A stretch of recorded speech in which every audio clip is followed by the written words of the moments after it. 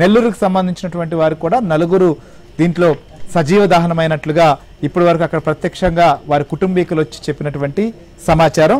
So వీరిలో ప్రస్తుతం safe గా ఉన్నటువంటి వారి వివరాలు చూస్తే జయసూర్య, హైదరాబాద్కు సంబంధించిన జయసూర్య స్వల్ప గాయాలయ్యాయి. అలానే సత్యనారాయణ, ఆంటోజీ నవీన్ కుమార్, అలానే పూనపట్టి కీర్తి, సరస్వతి హారిక, నేలకుర్తి రమేష్, కటారి అశోక్, మసూరి శ్రీహర్ష, రామరెడ్డి, సుబ్రహ్మణ్యం, వేణుగోపాల్ రెడ్డి వీరు సేఫ్ గా ఉన్నారు. అలానే డ్రైవర్స్ లక్ష్మయ్య, శివనారాయణ వీరు కూడా ప్రమాదం నుంచి బయటపడ్డారు. అంటే 20 మంది మొత్తం కూడా ప్రమాదం నుంచి బయటపడ్డారు.